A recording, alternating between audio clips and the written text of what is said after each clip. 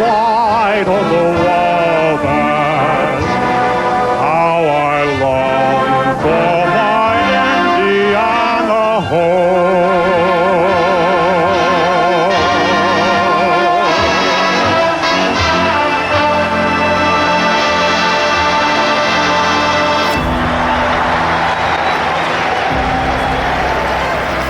And now for the most famous words in motorsports. Drivers, start your engine! Right on the tail of Marco Andretti!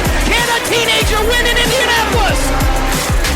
Here's the finish. Sam Horton Jr. makes the pass. He'll win it. Sam Horton Jr.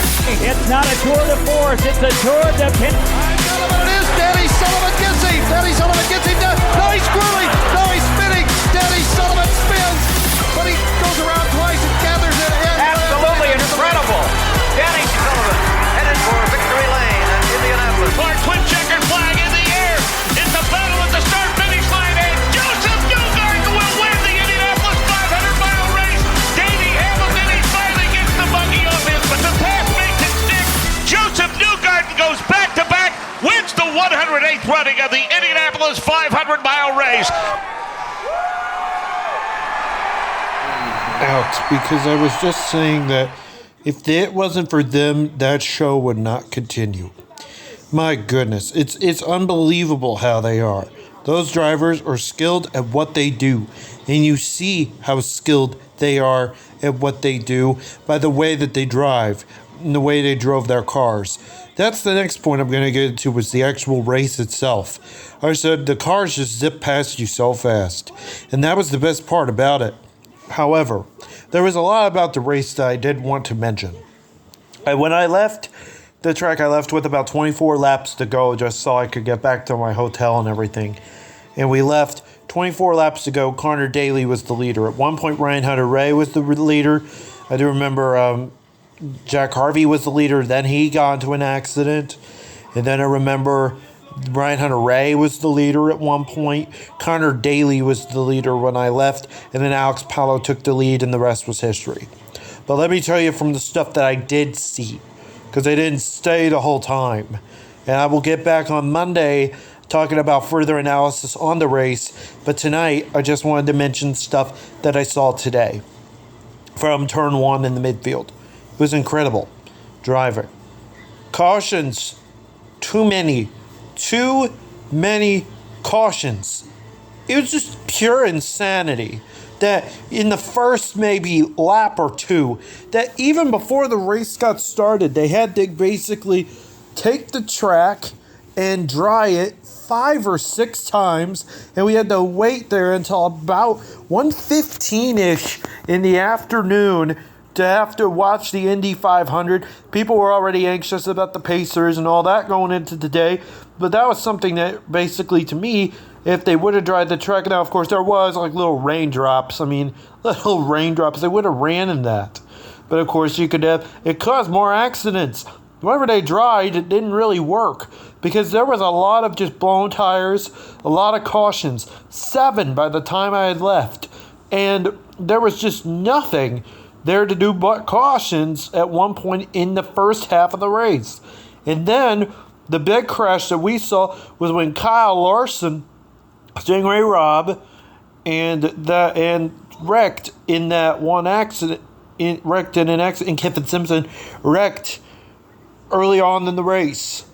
And so I was just saying, or later in the race, I was just saying that it was an event seen by many as the greatest spectacle in racing, and it was a spectacle. It was, especially with those cautions. And I just mean, you had just crazy stuff happen. Of course, Scott McLaughlin had issues. Scott Dixon had issues. And then later on, Marcus Ericsson was beginning to have issues. He led at one point. But I didn't watch the full broadcast to see what all was going on a television end.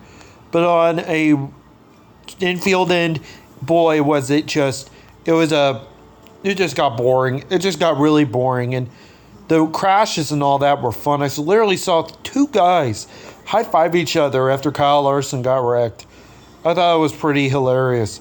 that they were joking around about that, like Purdue just lost to IU or something.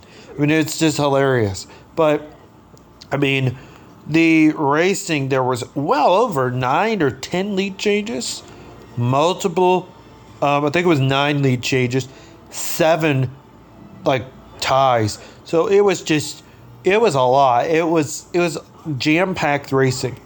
But at one point, there was more green flags in the second half than there were in the first half. Cars began having issues in the pit stalls. Did you see the one crash? I think that driver was, I forget. And the only reason why I forget was that whenever I was sitting, I could hardly see that little screen, the big screen that was sitting right at the race chute and right on the turn. And I could barely see what all was happening. Didn't have a radio or anything like that. Tried the radio, didn't work. But I was just saying that at one point there was a car and it wrecked inside its own pit stall. And then at one, I think it was Venus VK, and he wrecked this car. Caution was out. And again, it took 6 laps to try and get the race back going again. And if you're in the stands, you're like, wow, I'd say this whole Indy 500, in terms of experience, I'd give it a B+ or an A-. A- in terms of presentation, B+ to maybe A- for overall aesthetics of the race and the racing. But the racing, I'd definitely give that a B-. It was not good today. It was good if you sat in other places and saw what was happening with all the lead changes. It was very competitive, but it wasn't the great Indy 500s that we've known in the past. Nothing like 20 years ago, or even 10 years ago, where the race was all that was going on, and the race was a good thing that happened. I was just saying that earlier to a person, this race was more about green flag racing, and that's what Todd Boyles got, a ton of green flag racing in the second half. It was just pure joy watching some cautions. But at the same time, you know that the cautions, like I was saying earlier, the cautions, they are, of course, it's okay to have a caution where there's maybe a crash or maybe there's an issue or a problem, and the problem and the issue tend to transpire, and then the car flips over and over and over again, and the car walks out unscathed. That's a good caution.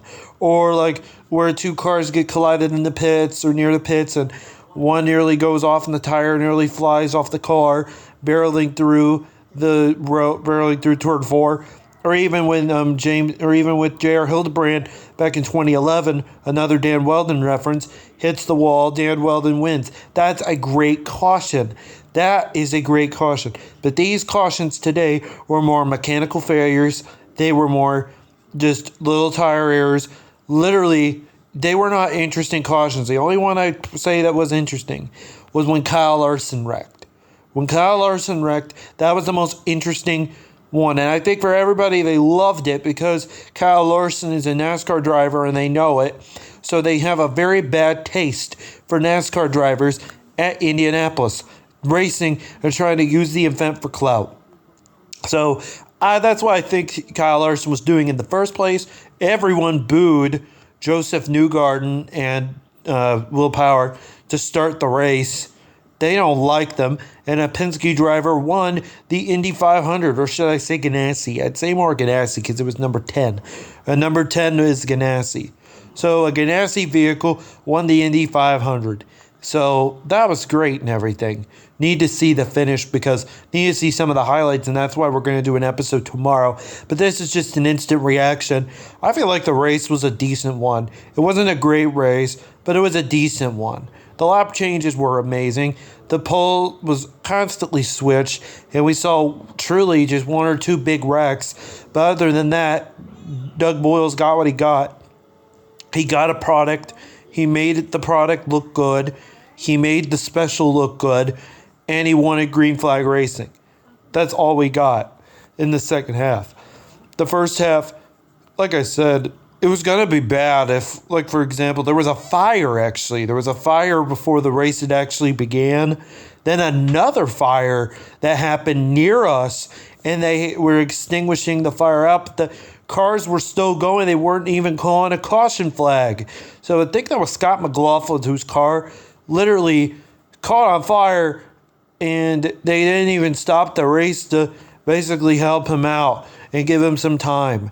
If they did, that would have been an 8th or a 9th caution flag, which is ridiculous. It's just ridiculous that you have to deal with that type of situation anyway. But with the tires, in the wet track conditions, with the light rain that came from west to east, you could tell, west to east, then you could tell this was definitely a race for the giving. And the giving won, and Alex Palou. Congratulations to him. Man, there was not much else of the race I really wanted to say. It was a decent race. Eventful, but not memorable. So I'd say the experience was the most memorable part about it. But the race itself, you would question whether that racing would be acceptable in the future, because all they want is just green flag, green flag, green flag. And keep in mind, for those that don't know, I had gotten back from the race. I had just gotten back. I have not reacted to any of the highlights. I have not seen any footage. I haven't seen any of that stuff. I'm going with what I saw. So don't take that to heart and be like, oh, Braden, you didn't see the ending. Well, if the ending had a caution and another wreck, I wouldn't have known about it right now at 6:05 p.m. Eastern on Sunday. If I would have known, I'm going to watch the highlights later and give you guys feedback tomorrow about how the race has been. So keep in mind, this was a great race for the experience. It was fun for those that party. As someone that doesn't drink, it really wasn't a good experience for that part. But it was an experience that I will never forget. The greatest spectacle in racing is a huge spectacle, and they really mean it. The traffic was bad too. My goodness. The traffic was something else. I couldn't stand the traffic. It got really bad really quickly. But it wasn't bad at 6 a.m. when I walked in. It was worse when you got out and had to deal with police and all that stuff. But yeah, we'll talk more about that tomorrow. Thank you all so much for listening. This is the Indianapolis 500 podcast of Burger Production. We'll get back to tomorrow with some highlights and further analysis, as long as I'm not tired or nor stressed from leaving the hotel. But we'll get back to you some point tomorrow. Thank you all so much for listening. Have a good night, and go Pacers. Is it working? Is it working? Is it working? Okay. All right. So hello, everyone. Welcome to the Indianapolis 500 podcast of Borg Warner Production. My name is Braden Bear-Lents, and you have been following us throughout the journey of the Indianapolis 500-mile race. I am excited to announce that Alex Palou had won the Indy 500. Good for him. The season will still be continuing for him. But if you hear in my voice, I am very tired right now. Just trying to get through the night peacefully and trying to get through the rest of the night peacefully. I will record part of this today and part of this on Monday. So this is the Sunday edition of the actual event and what we just saw. So Alex Palou won the Indianapolis 500, like I said. And it was the first Indianapolis 500 I've ever attended with me and my family. Let me tell you, for all of its positives, because I'm not going to get into any negatives, there's not a lot of few, but just a little bit. Not really to say on here. Nothing related to drugs, alcohol, or any of that stuff. But can I say that that was a generational event that I went to? Generational. Just plain historic. It was a historic race. It was a historic time to be there. My goodness. That is one of those events that I will never forget for the good of it all. My goodness. It was stressful, but my God, it was fun. It was the most fun I've had. The pre-race festivities were amazing. That was the best part of the entire day. The best part of the day, of course, the pre-race was really, really good. We're going to get into the race, but I was just talking about the overall experience. For those who haven't went, have very thick skin. Have very thick skin if you're sitting in the infields. Once they put that snake pit in a few years ago, I'm telling you, that completely changed the trajectory of the Indy 500. It's a drinker's fest now. I was in an area on turn 1, the midfield area. So much weed, you could just smell it. So much cocaine, you could just smell it. I mean, it's a party more than anything. And if you don't have anyone else to go with that doesn't drink or do drugs, because I went to a college that was very similar to this. Went to Indiana University and graduated there with a BA in journalism. But if you would have told me back a few years ago that the 500 would be that, I would say no way. I mean, they've really made it a drinker's fest. It's not fun like it was in the olden years when it was just about racing. This is more than that. Way more than that. This is about people getting passed out drunk at a race that for many years was a drinker's fest, but it's only gotten worse. And like I said, if you know anything about IU or you know anything about Indiana University, it's a big drunk fest too. And the kids there fight over their bars.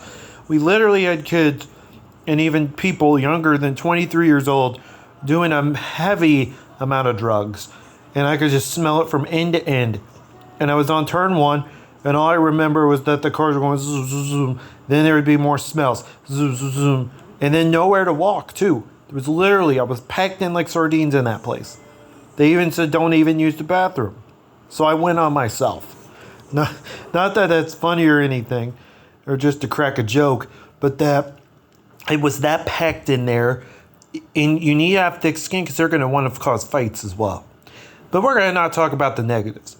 The pre-race festivities were fun. They were amazing. Just hearing the MS-14 planes zooming past us was one of the best parts of the whole experience. The race itself was a great fixture. The Indy cars are awesome. They were tremendous today. All of the car designs and how they race, I've never seen racing that detailed in my life. Never. They just zip around and you feel like you're in the middle of this big bowl, like a big giant bowl, and all you're doing is just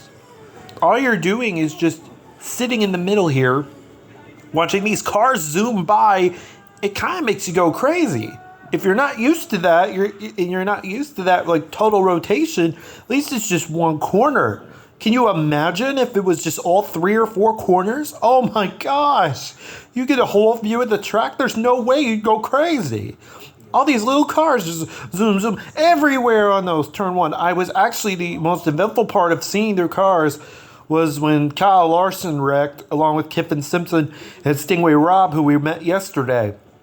Yes, I met Stingray's mom and I met his family, but I also got the chance to also take a photo with Stingray. And my mom was in it as well. And it was pretty, they are the reason why we're here. They are the reason why we're at this race. And if you were wondering, I was eating dinner. But they are the reason why we're here. And I have to thank the people of Better Basics. They are incredible for getting us the hotel, for getting me and my family to see the Indy 500. They were incredible today, and I thank them for that. But I was just saying, and if you hear something in the background that sounds like cartoons, my sister was in the room watching cartoons. She does not want to watch the Pacer game. Neither does my mom. So we're exhausted right now. They literally don't want to listen to that right now. But for some reason, they even told me that because we can't even afford to go to the Pacer game either, tickets were too expensive.